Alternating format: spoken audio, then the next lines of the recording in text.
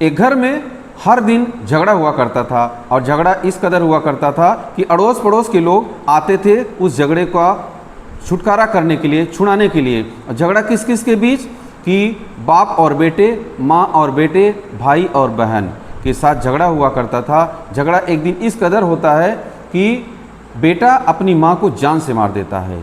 जान से मारने की घटना का जब जिक्र सोशल मीडिया पर होता है, न्यूज़ चैनलों पर होता है, अखबारों में होता है, तो पूरी दुनिया और पूरा देश और पूरा राज्य जानने के लिए मजबूर हो जाता है कि आखिर ऐसी क्या बात थी कि एक बेटा अपनी मां को मौत के घाट उतार दे। जय हिंद, आदाब, नमस्कार, सत श्री अकाल। मेरा नाम महेंद्र द्विवेदी। आज की इस सच्ची घटना में हम जानने की कोशिश करेंगे कि एक बेटा अपनी मां को मौत के घाट कैसे उतार सकता है। दरअसल ये घटना जयपुर के करघनी थाना क्षेत्र बिहार कॉलोनी की है। सोमवार दोपहर के 2 बजे 15 सितंबर 2025 को घर में आमतौर पर जैसे सबके यहाँ झगड़ा होती है वैसे हो रहा था और अचानक से झगड़ा इस कदर बढ़ जाता है। दरअसल ये एक परिवार होता है जिसमें कि ये लोग बेसिकली हरियाणा के होते हैं। पिता फौज में थे, लक्ष्मण सिंह, और वो जब फौज में नौकरी करते करते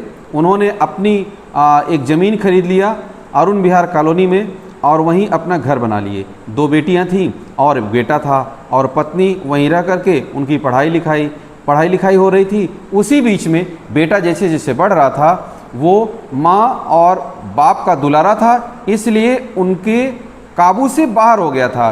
वो बचपन से ही ऐसे दोस्तों के चक्कर में आ गया जहाँ कि वो नशेड़ी बन गया। नशेड़ी इस कदर बनता है जहाँ स्मैक, गांजा, चरस और दारू यानी इससे भी बड़े बड़े जो नशे होते हैं, ड्रग्स, वो सब लेने लगा। यानी उसकी जो मानसिक स्थिति थी वो अपने और अपने परिवार से बाहर हो गई और घर वाले परेशान इस कदर हुए कि अब इस बेटे को संभाला कैसे जाए। अब बेटे की शादी की भी चिंता होती है। बेटे ने न पढ़ाई किया न नौकरी किया। माँ और बाप ने जब बेटा पैदा हुआ था तब सोचा था कि हमारा बेटा जब हम लोग बूढ़े हो जाएंगे, हम लोग खाना बनाने के लायक नहीं रह जाएंगे, हम लोगों को जब दवा की ज़रूरत पड़ेगी तो बेटा हमारा सहारा बनेगा। बुढ़ापे में हमारा कोई नहीं तो बेटा हमारी देख रेख करेगा, क्योंकि जो दोनों बेटियां हैं अपने जब ससुराल चली जाएंगी तो घर में बेटा और बहू हम दोनों बुढ़ा बुढ़ी रहेंगे और बेटा हमारा शान से हमें खिलाएगा पिलाएगा, हमारी देख रेख करेगा।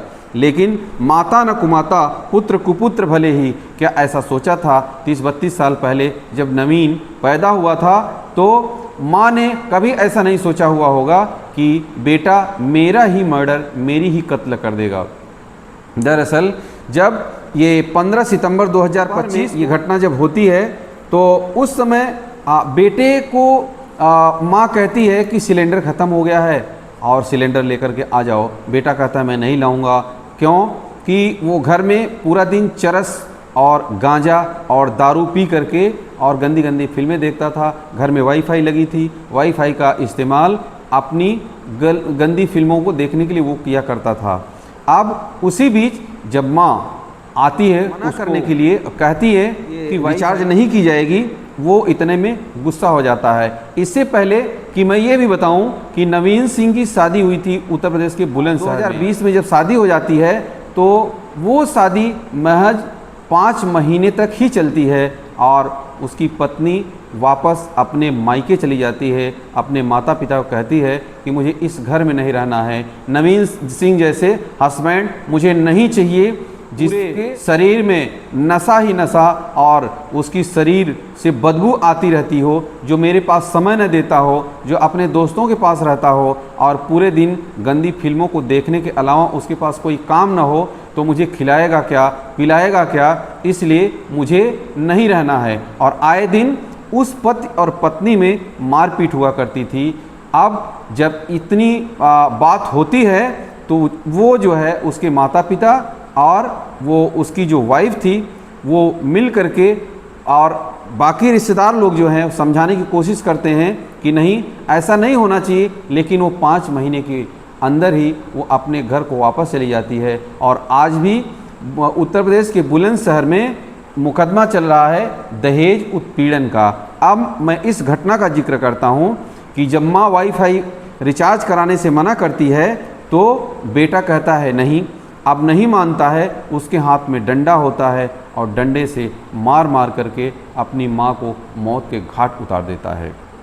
मारता इस कदर है कि गंभीर रूप से पोस्टमार्टम की रिपोर्ट जो आई है, उस पोस्टमार्टम की रिपोर्ट में ये कहा गया है कि सिर में गंभीर रूप से चोट लगने की वजह से वो संतोष देवी की मौत हो गई है।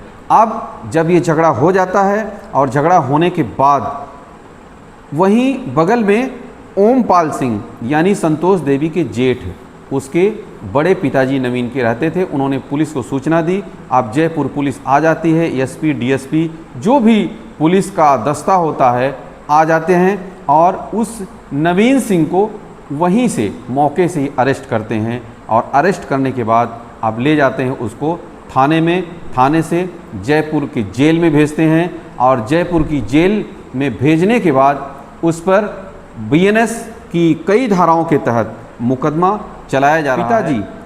पिताजी बेटे के लिए फांसी की सज़ा की मांग कर रहे हैं और वो कह रहे हैं कि ये बेटा मेरा बेटा नहीं हो सकता है, मेरी पत्नी को मार दिया, अब ये बेटा मेरे किसी काम का नहीं, ये जेल से ज़िंदगी भर नहीं निकलना चाहिए और इसे फांसी की सज़ा होनी चाहिए। तो आप सभी कमेंट करके अपनी राय ज़रूर दीजिएगा कि इस प्रकार की घटनाओं को रोकने के लिए समाज जिम्मेदार है या नहीं है। एक परिवार जो है, जब इतना अच्छा फलता फूलता परिवार सिर्फ नशे की वजह से, नशे को मनाही क्यों करते हैं लोग? जो अच्छे लोग हैं हमेशा नशे से दूर रहने की बातें क्यों करते हैं? इसीलिए कि बड़े बड़े परिवार, बड़े बड़े खानदान, और एक दो परिवार नहीं बल्कि ऐसे लाखों परिवार ऐसे हैं इस देश में, इस समाज में कि वो नशे की वजह से उजड़ गए और आज उन परिवारों का वारा और न्यारा हो गया। इसलिए आप सभी भी जो नशे के आदी हैं या आपके परिवार में ऐसा कोई है तो उसे पहले से ही समझाने की कोशिश करिए ताकि नशे से उसकी बचाव हो सके।